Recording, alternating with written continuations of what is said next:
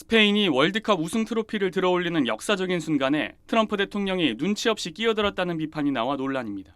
오늘 열린 2026 피파 북중미 월드컵 결승전에서 스페인은 아르헨티나에 1대0으로 승리를 거뒀습니다. 90분 동안 양팀 모두 득점하지 못해 경기는 연장전으로 이어졌고 연장 후반 스페인의 공격수 페란 토레스가 결승골을 터뜨려 스페인은 16년 만에 월드컵 우승의 기쁨을 안게 됐습니다. 문제는 경기가 끝난 뒤였습니다. 스페인 우승이 확정되고 트럼프 대통령은 잔니 인판티노 피파 회장과 함께 등장해 시상을 하러 경기장에 나타났습니다. 트럼프가 등장하자 관중석에선 야유 소리가 들렸지만 트럼프 대통령은 아랑곳하지 않고 선수들에게 메달을 수여했습니다. 그리고 모든 시상을 마치고 스페인이 우승 트로피를 들어올리는 마지막 순간까지도 꼿꼿이 단상에 남아 있었습니다.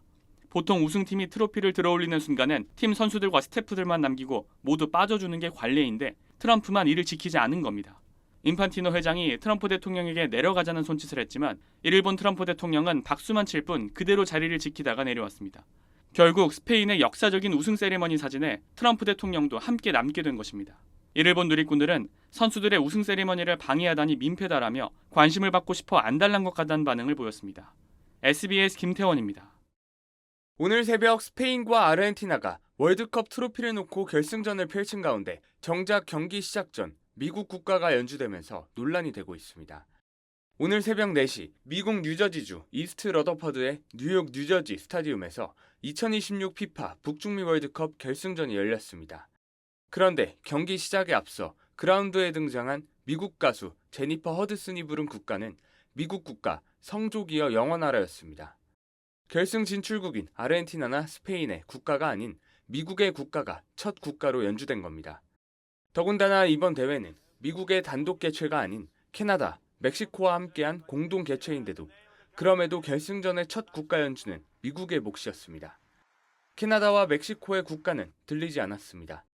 월드컵 경기에선 통상 경기를 치르는 두 나라의 국가만 연주됩니다. 개최국이라는 이유로 결승에 오르지도 않은 나라의 국가를 먼저 들려주는 장면은 축구 팬들에게 낯설 수밖에 없다는 평가입니다. 이런 가운데 피파는 이번 대회에서 월드컵 역사상 처음으로 결승전 하프타임 쇼도 마련했습니다.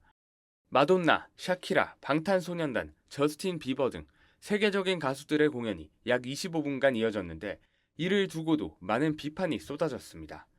축구의 하프타임은 전반전을 마친 선수들이 숨을 고르고 전술을 정비하는 15분의 시간으로 긴 휴식 시간은 오히려 경기력에 큰 영향을 미칠 수 있다는 우려가 나왔습니다. 그럼에도 피파는 이 시간을 대형 공연과 광고, 유명 가수를 위한 무대로 바꿔 강행했습니다. 이 때문에 일각에선 세계인의 축제인 월드컵 결승전을 피파와 미국의 위세와 상업성을 과시하는 행사처럼 꾸몄다는 목소리가 나오고 있습니다. SBS 김지욱입니다.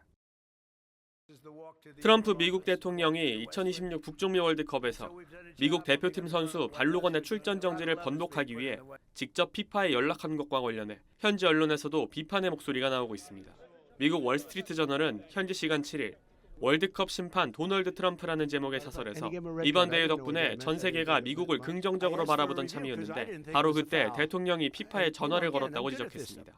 발로건이 32강전에서 퇴장당한 것에 대해 과도한 판정이란 지적이 있었던 것과는 별개로 트럼프 대통령이 이를 두고 피파 회장에게 직접 전화를 걸어 징계 유예에 관여한 건 잘못됐다는 겁니다.